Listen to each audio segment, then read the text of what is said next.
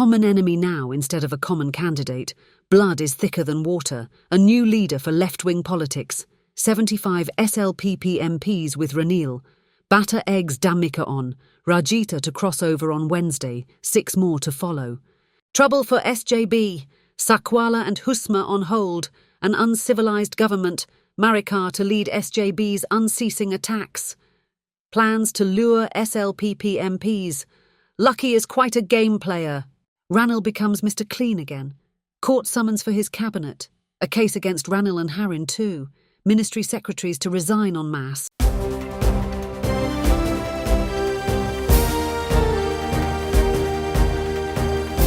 The leader, දේශයට මග කියන ප්‍රවෘත්ති පෙළගැස්ම. A common enemy now instead of a common candidate. The saying, blood is thicker than water, proved correct at yesterday's meeting of the SLPP Politburo, say some Ranil loyalists. Mahinda found his son more important than Ranil, his long-standing friend, who saved the lives of all the Rajapaksas and their cronies. For him, Namal seems more valuable than the country and the people. But those with the Rajapaksas welcome it as a very good political decision. If not for the decision, the party would be finished by the time the presidential polls end, as Ranil plotted to wipe the Rajapaksas out of politics, they say. According to Namal's advisor Iranda Ganija, yesterday created a new national leader for left-wing politics. The present generation of the historic patriotic camp rises up under Namal's leadership as against the colonial, alien, right-wing camp, just like the Bandaranaikes, and after them, Mahinda did, he claims. What actually happened yesterday? The friendship between Mahinda and Ranil goes back to around 40 years. Whenever they encounter trouble, each protected the other. Ranil trusted Mahinda to do it this time too, but just like Nimal Lanza and Daminda Dissanayake said that Basil Rajapaksa would spoil it in the end, it didn't happen. Both were told by Ranil not to react, even when Namal and SLPP General Secretary Sagara Karyawasam had been unleashing an all-out attack against him in the past few weeks. As per request by Mahinda, Ranil sent a letter some days ago asking for the SLPP's support for him. Mahinda, Basil, Shiranthi, Yoshitha, Chichi all assured Sagala, Wajira and Ravi K of unstinted support for Ranil. So, a considerable part of his campaign had been entrusted to Chichi's friends. In the end, Shiranthi laid down a condition that Namal should be named his prime ministerial candidate. Ranil rejected that. He wants the position to go to the party that wins the highest number of seats at the general election. That didn't augur well for him, despite messages from the Rajapaksas on Sunday night that things were okay. The unexpected happened yesterday. Pro-SJB media reported it in a big way. Anyway, 11 out of the 16 MPs in attendance at the Politburo meeting wanted Ranil to be supported. Karyawasam proposed fielding an own candidate. Political sources say the others in attendance were brought there to represent various organisations. Mahindananda charges that the daughter of a former Pradeshia Sabha chairperson in Gampahar too was there. By the way, the name of Dhammika Pereira, who wants to be the SLPP presidential candidate, did not come up at all at the meeting. Mahinda said all should agree with the party decision. But Mahindananda, Bandula Gunawardena, Pradeep Undugoda, Kokila Harshini, Sahan Pradeep, Ramesh Pathirana, Kanchana Wijasekara, Prasanna Ranatunga, Kanaka Herath, Mohan and Janaka Wakambura all opposed it.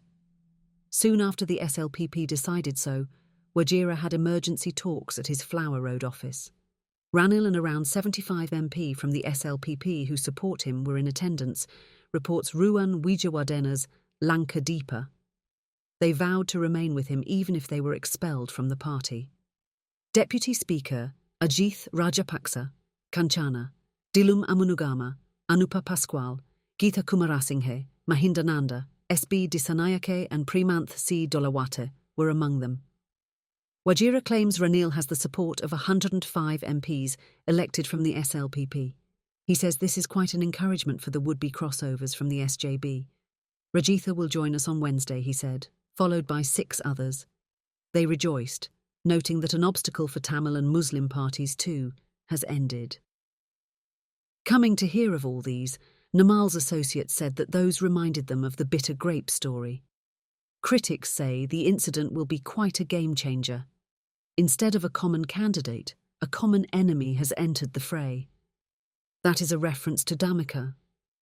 He is being egged on by Gamini Gunaratne, also known as Bhatta. He is a businessman and former provincial councillor. He was also the one who had taken Dhammika to the Rajapaksas. The SJB is overjoyed by the SLPP decision. At the time the news broke, they had been having a meeting at Taj Samudra's Colombo Club.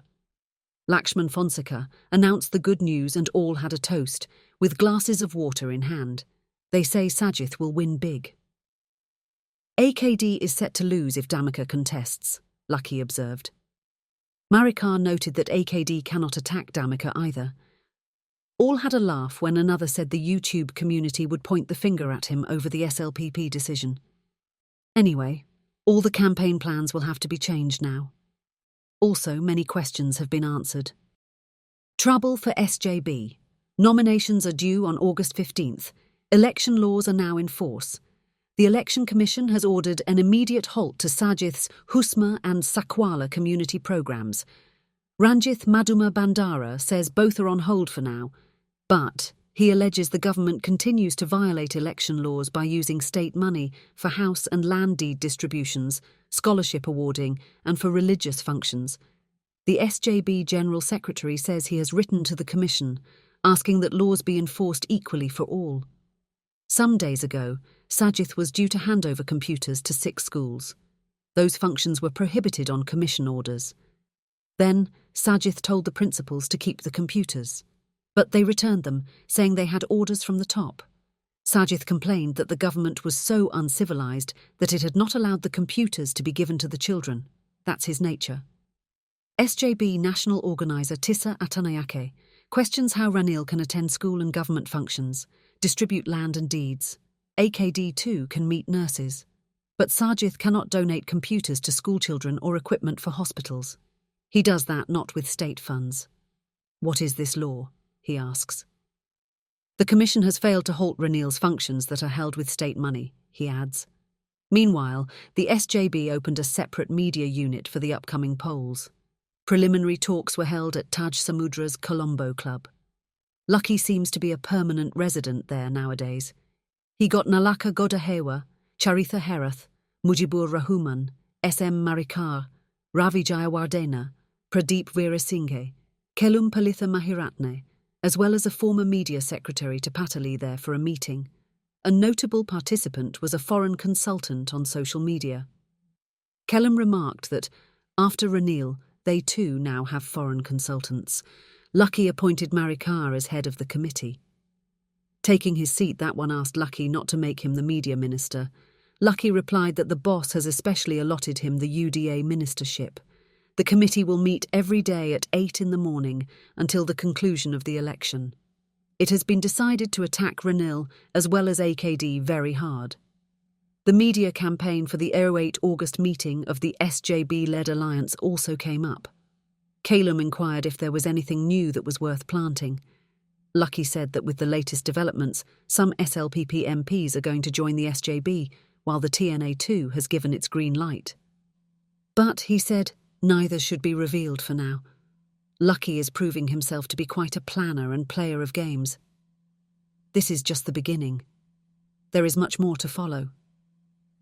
Ranil becomes Mr. Clean again, summons for his cabinet. All the thieves had to leave. Now Ranil has become Mr. Clean again. Such posts are getting shared since yesterday's SLPP decision. Namal claims they are being planted from a UNP office. It is a plan to drive Kanchana, Mahindananda and Prasanna too away, his people say. In the meantime, a major campaign is underway to shatter Ranil's image. Also, legal action has been taken. Youth activists of the National People's Power lodged a complaint with the Election Commission against President Ranil and Harin Fernando. The duo stands accused of allotting more than ₹1 billion of state funds to the Youth Services Council to promote the president's image. Furthermore, the VFS visa case is now being heard at the Supreme Court. Summons have been issued to PM Dinesh and the entire cabinet. The hearing of fundamental rights petitions that seek an order to invalidate the electronic visa system deemed a threat to national security has been fixed for August 2nd. The petitioners have been told to hand over summons personally to the ministers directly involved and to the cabinet secretary in lieu of the others. The petitioners are MPs Rauf Hakim, Patali Ranawaka and M.A. Sumantharan.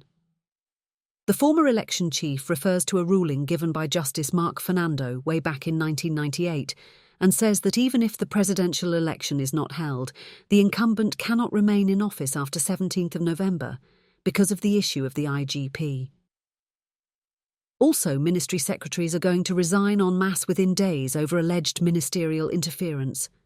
The chairman of the Road Development Authority has already resigned.